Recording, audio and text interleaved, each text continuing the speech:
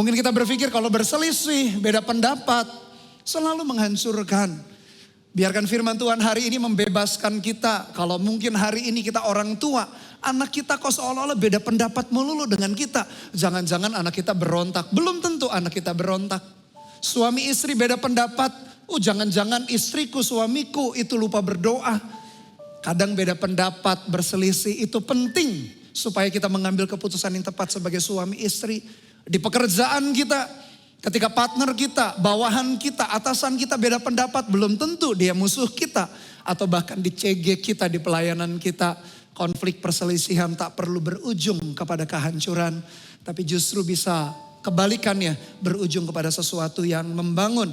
Bapak ibu saudara, banyak perbedaan yang bisa kita temukan antara kita, diri kita dengan orang lain. Baik dalam pernikahan, baik dalam keluarga, tempat kerja, gereja, bahkan masyarakat. Namun cara kita meresponi perbedaan akan sangat menentukan hasil akhirnya. Apakah membangun atau sebaliknya menghancurkan. Tak melulu semua harus seia sekata dulu dengan kita. Seringkali perbedaan terjadi dan memang dari sononya Tuhan desain begitu. Hanya bagaimana cara kita meresponinya. Bapak ibu saudara, kalau kita ke Amerika, negara-negara di Amerika atau di benua Eropa, kita akan kesulitan menemukan sendok. Bukan berarti sendok gak ada. Kemarin kami gembala-gembala waktu wisuda lalu berkunjung ke Amerika juga sulit menemukan sendok, meskipun kadang makan nasi juga jadi makan selalu dengan garpu. Orang Eropa, orang Amerika terbiasa dengan pisau dan garpu untuk alat makan mereka. Pisau kita tahu fungsinya adalah untuk memotong daging. Kebiasaan makan mereka steak ayam, steak daging sapi, ikan. Mereka potong dengan pisau dan akhirnya kemudian mereka akan menusuk daging itu, memasukkannya ke mulut dengan garpu. Di zaman dulu mereka tidak mengenal namanya garpu. Mereka taunya pisau. Bahkan sejarah soal makan makanan Bapak Ibu Saudara saya pelajari. Mereka dulu hanya mengenal pisau. Udah dipotong, ditusuk, masukkan ke mulut. Dan tak heran banyak dari mulut mereka yang luka. Apalagi makannya lapar. Mereka tidak hati-hati akhirnya melukai. Karena dulu mereka mengenal alat makan hanya pisau. Tapi dengan ditemukannya garpu, akhirnya dua alat yang berbeda ini punya fungsi yang beda. Satu potong, satu tusuk untuk makan. Akhirnya dua alat yang berbeda karena digunakan dengan cara yang tepat. Akhirnya proses makan itu menjadi sesuatu yang dinikmati. Menjadi sesuatu yang enjoy. Banyak perbedaan antara kita dengan orang lain. Kadang fungsinya seperti pisau dengan garpu. Bisa menjadi sesuatu yang membuat kita konflik menghancurkan. Atau membuat sesuatu yang kita nikmati. Seperti orang makan dengan nikmatnya. Dan di Alkitab sebentar kita akan melihat ada dua tokoh Alkitab penting. Dua hamba Tuhan besar terlibat dalam perselisihan yang tajam. Yang mungkin Anda pernah baca. Atau mungkin hari ini baru tahu. Dan mungkin membuat kita syok berat. Kok bisa ya hamba Tuhan? Kok bisa ya anak Tuhan terlibat dalam perselisihan yang tajam? Tapi nanti kita lihat perselisihan mereka berujung kepada selesai rencana dan kehendak Tuhan. Mari kita lihat perselisihan yang terjadi antara Paulus dan Barnabas di dalam Kisah 15. Kisah Para Rasul 15. Ayat 35 sampai ayat 41. Kisah Para Rasul 15 ayat 35 sampai 41. Perhatikan ayat 35, Paulus dan Barnabas tinggal beberapa lama di Antiokhia. Mereka bersama-sama dengan banyak orang lain mengajar dan memberitakan firman. Paulus Barnabas bukan asli Antiokhia. Mereka berasal dari Yerusalem. Yesus terangkat ke sorga 10 hari kemudian di loteng Yerusalem Roh Kudus turun dalam rupa burung merpati.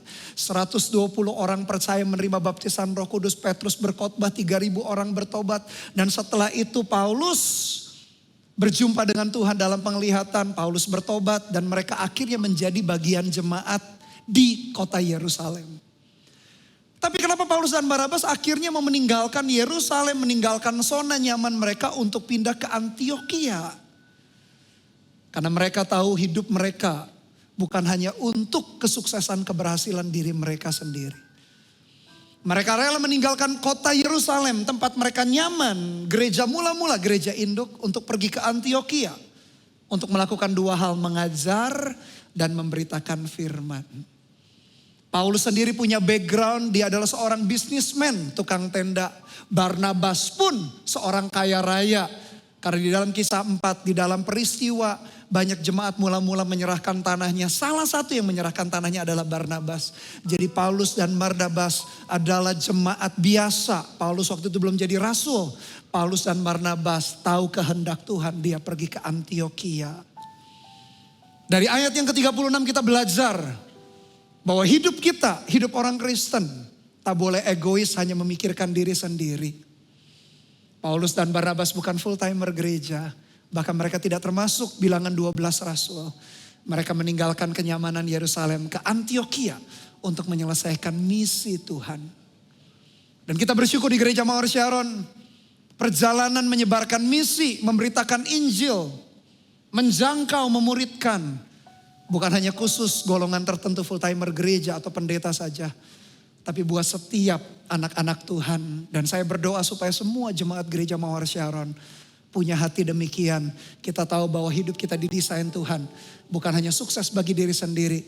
Bagaimana kita bermanfaat, berguna bagi orang lain. Ayat 36 menjadi refleksi bagi diri kita. Yang pertama, apakah saya membawa manfaat, membawa kegunaan bagi orang lain? Tanyakan bagi diri kita masing-masing. Tak perlu menuduh orang lain. Yang kedua, apa yang saya bisa lakukan untuk orang lain? Karena prinsip kerajaan sorga beda dengan prinsip dunia. Prinsip dunia adalah seberapa banyak engkau kumpulkan, itulah ukuran keberhasilan. Prinsip kerajaan sorga beda. Berapa banyak yang engkau pakai untuk menyelesaikan kehendak Tuhan. Itulah ukuran kesuksesan. Prinsip atau standar mana yang kita pakai dalam hidup kita. Paulus dan Barnabas meninggalkan kenyamanannya. Background seorang yang bekerja. Tapi menyelesaikan juga apa yang menjadi kehendak Tuhan. Ayat 36. Tetapi beberapa waktu kemudian berkatalah Paulus kepada Barnabas, baiklah kita kembali kepada saudara-saudara kita di setiap kota, di mana kita telah memberitakan firman Tuhan untuk melihat bagaimana keadaan mereka.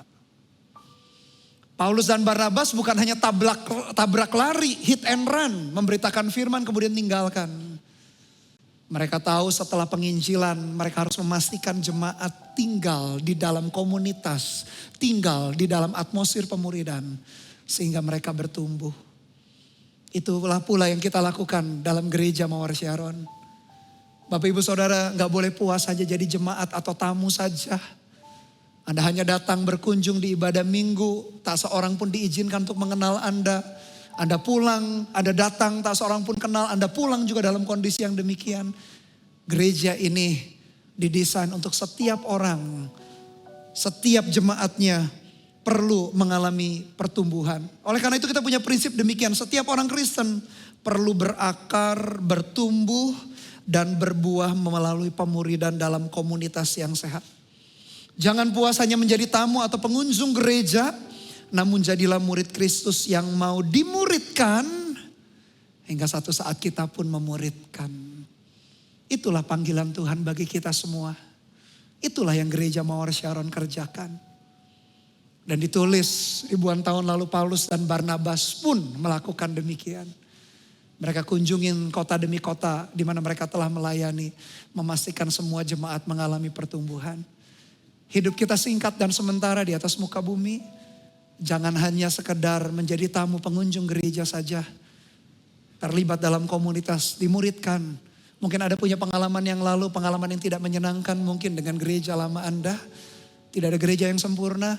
Tapi izinkan di tempat ini Anda dimuridkan. Kemudian satu saat juga Anda dipakai untuk memuridkan. Karena itu desain yang Tuhan buat bagi setiap kita sebagai anak-anak Tuhan.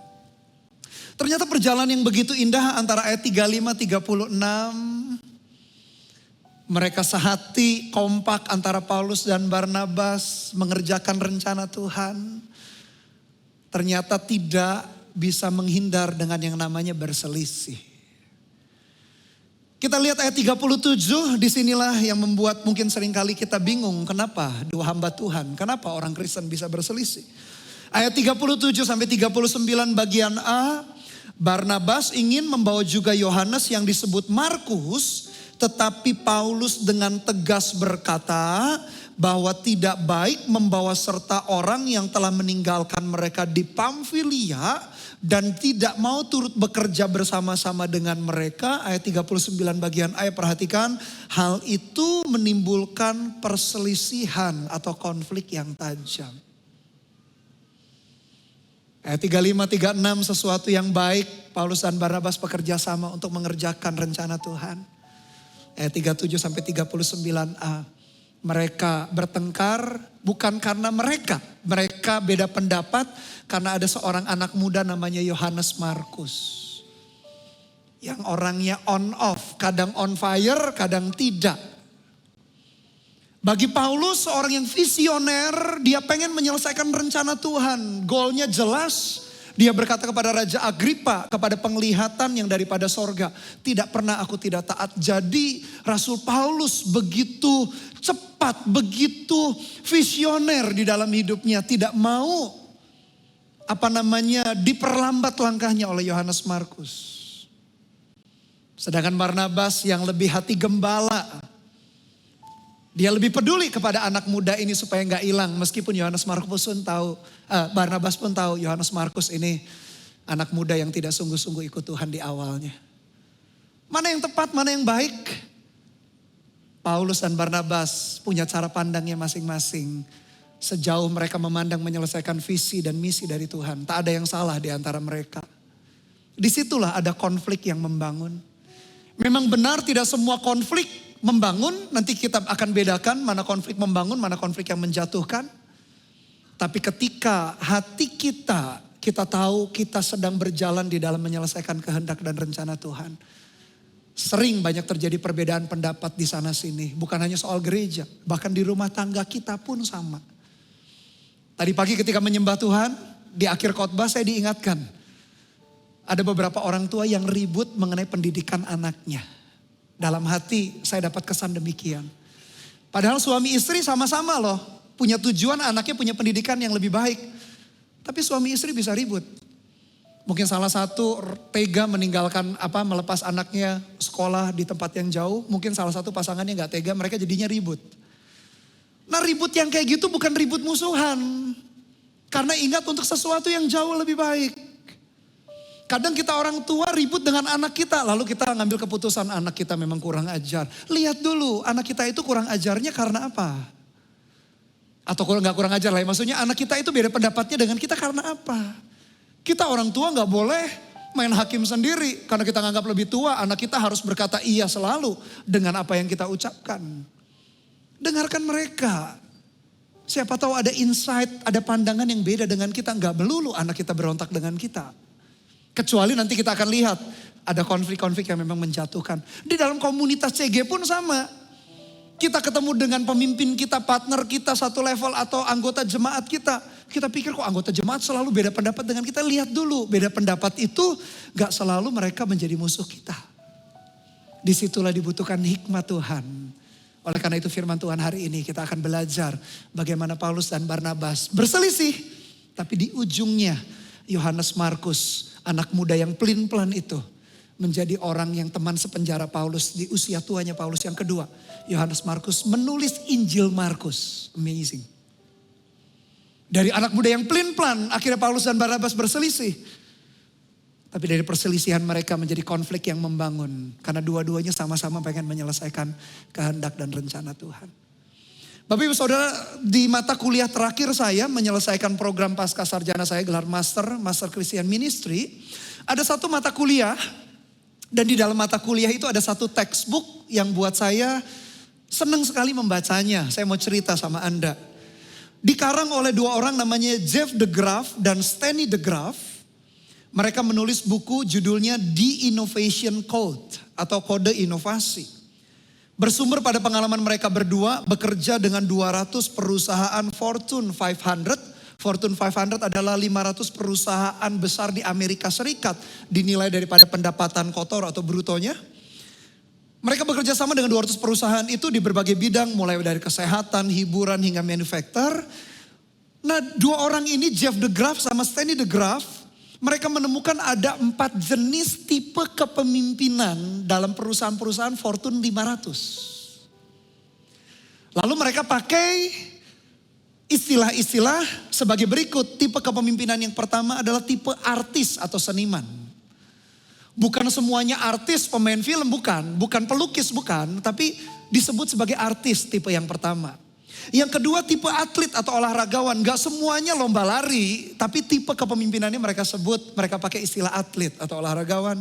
Tipe yang ketiga adalah sage atau orang bijak. Tipe yang keempat adalah engineer atau insinyur. Apa sih perbedaannya? Di buku itu kemudian dicatat demikian. Tipe kepemimpinan artis atau seniman, kata kuncinya pengen jadi yang pertama. Pokoknya dia pengen jadi inovator, penemu yang pertama. Dia gak mau ikut-ikut orang lain, pokoknya pengen jadi yang pertama. Karakternya apa? Seniman adalah seorang yang visioner. Dia selalu ingin mencoba hal baru, lalu berani mengambil resiko, mendorong perubahan. Kalau karakter Anda seperti ini, berarti Anda tergolong tipe kepemimpinan artis. Pengen menemukan sesuatu yang baru, membuka tempat baru, membuka usaha baru, selalu pengen sesuatu yang baru, berinovasi. Yang kedua, tipe atlet olahragawan, kata kuncinya yang tercepat. Kalau tadi artis yang pertama, kalau atlet pengen yang paling duluan. Karakternya apa? Atlet selalu kompetitif, gak mau kalah, berusaha menghasilkan karya terbaik, tidak mudah menyerah, bergerak cepat demi mencapai target. Kalau Anda tipenya adalah orang yang pengennya target tercapai, berarti Anda tipe atlet. Yang ketiga tipe sage, orang bijak. Kata kuncinya adalah hubungan yang harmonis. Ekstrovert yang hangat, penyayang, ramah, suka bekerja dalam tim, berkolaborasi dengan orang lain melalui komunitas. Itu tipe orang bijak. Yang penting hubungan.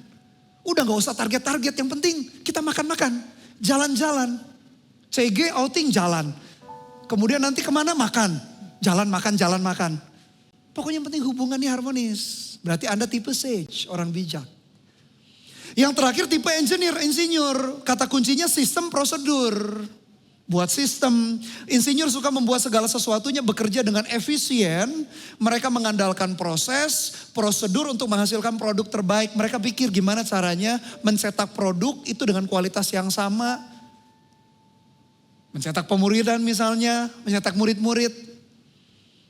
Kalau kita aplikasikan maksudnya dalam pelayanan atau dalam pekerjaan. Nah ternyata The Graph bersaudara tadi menemukan perusahaan-perusahaan yang hebat karena tergolong Fortune 500, hanya 500 perusahaan Amerika yang tergolong setiap tahun mereka buat nominasinya. Ternyata perusahaan-perusahaan hebat memiliki keempat-empatnya. Ada tipe artis di situ, ada tipe olahragawan di situ, ada tipe sage di situ orang bijak, ada tipe engineer. Dan perusahaan-perusahaan gak hebat selalu hanya ada 1-2 atau beberapa di antaranya. Berarti apa? Semakin banyak tipe kepemimpinan, semakin banyak tipe yang berbeda, semakin sering konflik. Namun asalkan konflik itu untuk mencapai tujuan daripada perusahaan bersama, konflik selalu menjadi konflik yang berguna dan membangun. Saya tidak tahu Anda coba tergolong tipe yang mana. Secara sekilas saja mungkin Anda bisa, oh iya. Saya ternyata tipe orang yang engineer. Oh saya tipe orang artis, saya tipe orang atlet, saya tipe orang-orang bijak. Setiap kita bisa berbeda. Manakah yang lebih hebat? Nggak ada, semuanya sama-sama hebat. Mana yang lebih penting? Semuanya sama-sama penting. Bahkan The Graph bersaudara menemukan perusahaan hebat itu punya keempat-empatnya. Jadi kalau hari ini di rumah kita suami istri tengkar melulu. Padahal tengkarnya juga bukan karena selingkuh, bukan karena gak setia. Kalau selingkuh gak setia nanti kita lihat itu konflik yang merusak. Loh tapi sama-sama loh memikirkan kemajuan keluarga loh. Jangan pandang beda pendapat suami dengan istri. Memang istriku itu melawan Pastor Bernard. Perlu ditengking. Belum tentu ditengging. Beda pendapatnya apa dulu? Mungkin Anda suami, gak semua suami itu suami yang visioner ngambil resiko berani. Mungkin istrinya lebih berani, mungkin istrinya lebih artis. Suaminya lebih engineer itu lebih main aman di dalam. Lebih memastikan semua sumber daya terkelola dengan baik. Yang artis berani ngambil resiko ke depan, mana yang bagus? Dua-duanya bagus. saling menghargai pendapat, saling menghargai cara pandang. Nah kalau kita tidak punya hikmat demikian, kita anggap semua orang yang beda dengan kita musuh kita. Tahu gak siapa yang rugi? Kita sendiri yang rugi. Gak semua orang yang beda pendapat dengan kita musuh kita, belum tentu. Bahkan The Graph itu mempelajari 500 perusahaan tadi, Fortune 500. Mereka menemukan, bahkan mereka mendorong. Harus di tempat-tempat pekerjaan, karena konteks mereka kan meneliti perusahaan. Harus tercipta atmosfer konflik, tapi yang konstruktif atau konflik yang membangun. Bahkan dia bahkan dorong begini. Cari orang yang beda pandangan sama Anda. Kita itu kan lebih nyaman ngomong dengan orang yang satu frekuensi dengan kita, seperguruan. Sage ya senang ketemu dengan orang sage. Orang sage, orang bijak, orang hubungan gak suka dengan artis. Karena dia lihat artis itu, atlet pengennya goal, tujuan. Dia gak suka. Gimana sih lu ngejar target terus? Ini loh hubungan aja kita belum baik.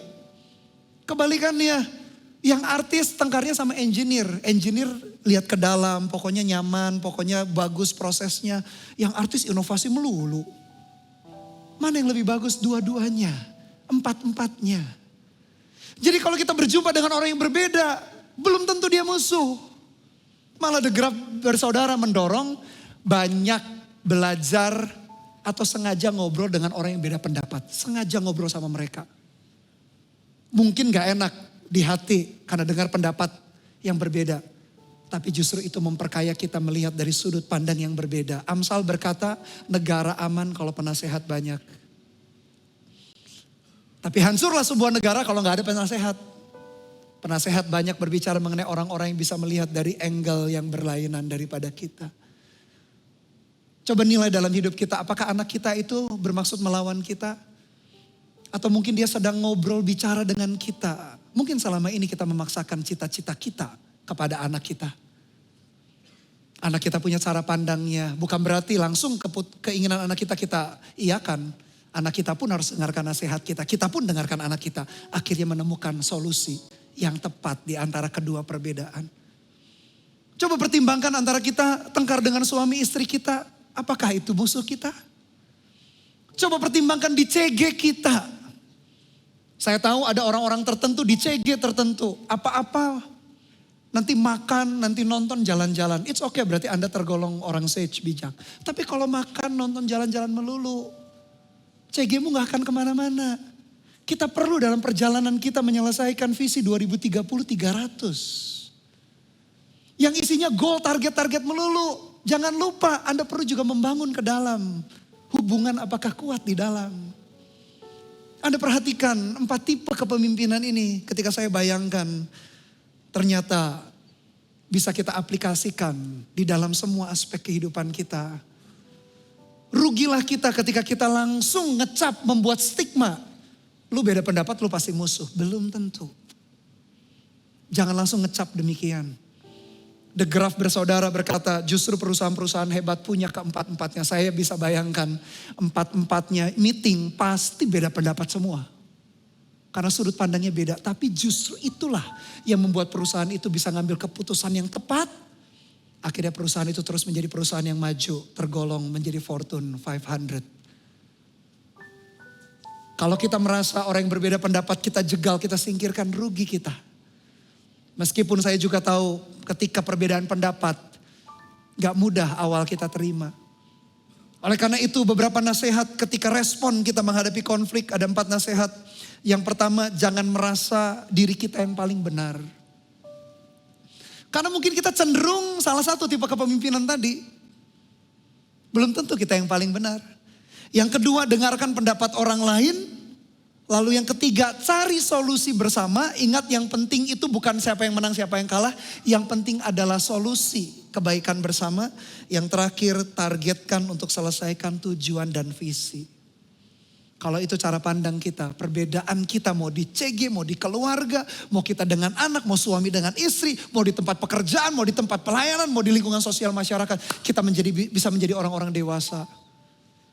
Yang tidak gampang akhirnya kita memutuskan hubungan karena orang-orang itu beda dengan kita. Justru kalau kita nemu orang yang berbeda dengan kita, justru kita harus banyak ngobrol sama dia. Dia punya insight cara pandang yang beda yang gak pernah mungkin kita pernah melihatnya. Kalau itu yang kita lakukan, kita akan melihat konflik menjadi sesuatu yang berguna dan membangun. Sebelum saya melanjutkan di dalam kisah Paulus dan Barnabas, mari kita lihat dulu konflik yang merusak. Rasul Yakobus menulisnya, kita lihat Yakobus 4 ayat 1 sampai 4. Yakobus 4 ayat 1 sampai 4, dari manakah datangnya sengketa dan pertengkaran di antara kamu? Bukankah datangnya dari hawa nafsumu yang saling berjuang di dalam tubuhmu? Kamu mengingini sesuatu tetapi kamu tidak memperolehnya, lalu kamu membunuh. Kamu iri hati tetapi kamu tidak mencapai tujuanmu, lalu kamu bertengkar dan kamu berkelahi. Kamu tidak memperoleh apa-apa karena kamu tidak berdoa. Atau kamu berdoa juga tetapi kamu tidak menerima apa-apa karena kamu salah berdoa. Sebab yang kamu minta itu hendak kamu habiskan untuk memuaskan hawa nafsumu. Hai kamu orang-orang yang tidak setia, tidakkah kamu tahu bahwa persahabatan dengan dunia adalah permusuhan dengan Allah? Jadi barang siapa hendak menjadi sahabat dunia ini, ia menjadikan dirinya musuh Allah. Yakobus memperlengkapi kita melihat bagaimana konflik itu merusak. Ada konflik tetap yang merusak. Konflik yang merusak selalu dimulai dari ayat yang pertama. Dari manakah datangnya sengketa dan pertengkaran di antara kamu? Bukankah datangnya dari hawa nafsumu? Konflik yang merusak selalu dimulai dari hawa nafsu kita. Kita pengen sesuatu yang berlawanan dengan kehendak Tuhan. Kita pengen istri orang, harta benda orang. Kita lakukan segala sesuatu dengan hal yang curang. Selalu karena hawa nafsu. Gak dapat akhirnya kita iri. Bahkan orang rela membunuh. Kalau gak membunuh secara fisik, kita membunuh karakter orang. Dengan cara kita gosip atau sebarkan kepahitan. Hati-hati kalau Anda pahit dengan seseorang, Anda cerita. Anda sedang membuang racun pada orang itu. Dan jemaat yang dikonselingi, jemaat yang mendengar cerita kepahitan orang, jaga hatimu, jadilah tempat sampah yang bolong. Kalau enggak nanti Anda keracunan. Jadi hati-hati kalau jemaat lagi pahit, jangan sebarkan kepahitanmu dengan banyak orang. Anda sedang meracuni mereka. Satu saat di hadapan Tuhan, Tuhan minta pertanggungjawaban. Perkataan kita yang meracuni banyak orang. Dari mana konflik yang menghancurkan dimulai dari hawa nafsu, lalu iri hati, membunuh. Membunuh bisa jadi membunuh fisik, kalau enggak fisik membunuh karakter orang dengan cara bercerita dusta atau kepahitan. Lalu yang terakhirnya akhirnya terjadilah pertengkaran dan perkelahian. Nah kalau dimulai dari akar hawa nafsu, konflikmu, konflik yang menghancurkan pasti. Kalau dimulai dari suami istri bertengkar karena salah satu enggak setia, selingkuh, konflik itu menjadi konflik yang menghancurkan. Tapi kalau perbedaan pendapat suami istri dimulai karena mereka pengen anaknya mungkin jauh lebih baik pendidikannya atau mereka menyelesaikan kehendak Tuhan, keuangannya jauh lebih baik. Dimulai dari sesuatu yang baik, perbedaan pendapat itu menjadi perbedaan pendapat yang membangun. Kita akan melihat banyak angle, banyak sudut pandang yang kita butuhkan. Jadi bagaimana cara kita memilah? Kalau bermula dari hawa nafsu, kalau bermula dari karena dosa, karena iri. Gak ada cara lain, konflikmu itu konflik yang menghancurkan. Caranya adalah kita perlu bertobat. Kembali kepada rencana kehendak Tuhan. Tapi bukan karena hawa nafsu, bukan karena iri hati. Perbedaan pendapat kita justru memperkaya cara pandang kita. Entah Anda tipe kepemimpinan menurut versi The Graph. Anda tipe seniman kah? Suka inovasi baru?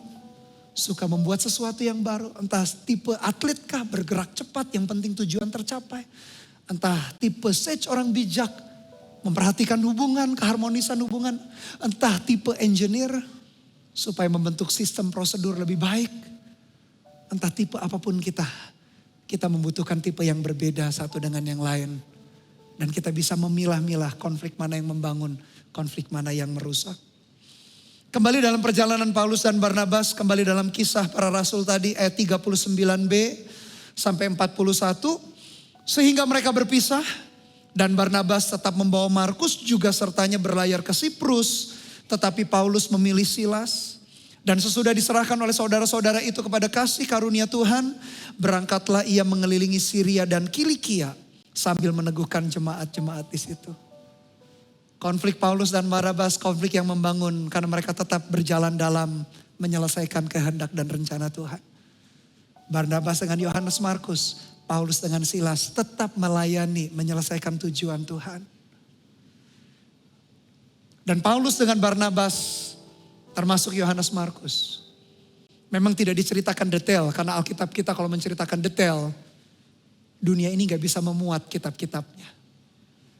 Tapi di akhir perjalanan Rasul Paulus ketika dia sudah menjadi tua di penjara, ternyata Yohanes Markus tadi yang Paulus tinggalkan, akhirnya menjadi teman pelayanan yang begitu penting. Yohanes Markus menjadi teman sepenjara, kita lihat di dalam Kolose 4 ayat yang ke-10. Kolose 4 ayat yang ke-10 mengenai Yohanes Markus dikatakan demikian. Salam kepada kamu dari Aristarkus, temanku sepenjara, dan dari Markus. Kemenakan Barnabas tentang dia, kamu telah menerima pesan, terimalah dia apabila dia datang kepadamu. Lalu 2 Timotius 4 ayat yang ke-11. Hanya Lukas yang tinggal dengan aku. Jemputlah Markus dan bawalah ia kemari karena pelayanannya penting bagiku. Konflik Paulus Barnabas mengenai Yohanes Markus tidak berujung di kehancuran. Yohanes Markus menjadi seorang hamba Tuhan yang begitu penting dalam pelayanan Paulus di masa tua Paulus. Menjadi teman sepenjaranya Paulus. Bahkan menurut sejarah, Yohanes Markus lah yang menulis Injil Markus yang ada di Alkitab Perjanjian Baru kita. Ada kitab Injil, 4 Injil di dalam Perjanjian Baru, Matius, Markus, Lukas, Yohanes. Dan menurut para penafsir Alkitab, Injil yang pertama ditulis adalah Injil Markus. Siapa yang nulis? Yohanes Markus tadi, yang waktu dia anak muda, hidupnya on off. Tapi akhirnya dia di tangan Barnabas menjadi orang yang berubah.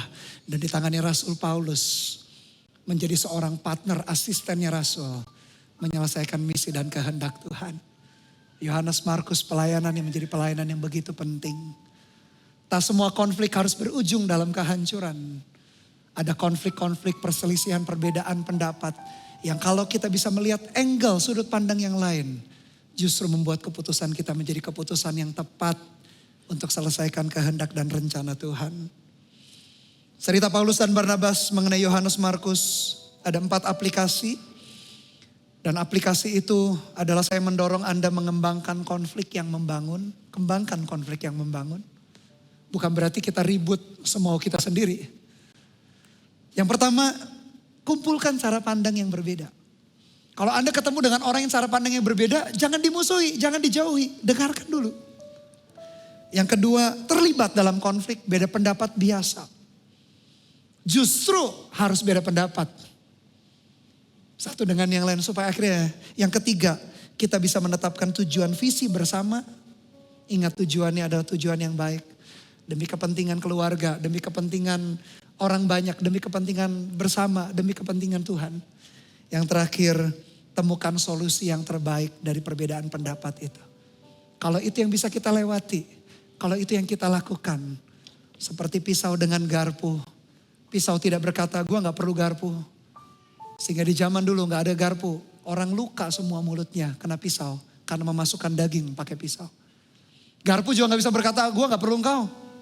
Coba motong daging pakai garpu. Mungkin daging-daging tertentu yang empuk bisa. Tapi ada daging-daging tertentu gak bisa. Masa kita tusuk daging besar lalu digigit gitu kan. Nyangkut di mana-mana di gigi kita. Kan lebih elegan kalau pisau melakukan fungsinya. Garpu tinggal ditusuk lalu makan ke mulut. Pisau dengan garpu dalam urusan makan menjadi sesuatu yang penting. Meskipun mereka berbeda. Demikian juga dalam kehidupan kita setiap hari. Kita dengan orang lain banyak perbedaan. Tapi biarkan perbedaan itu menghasilkan konflik yang konstruktif. Konflik yang membangun. Selesaikan rencana dan kehendak Tuhan. Yang setuju dan mau katakan amin. Amin. Mari kita tundukkan kepala.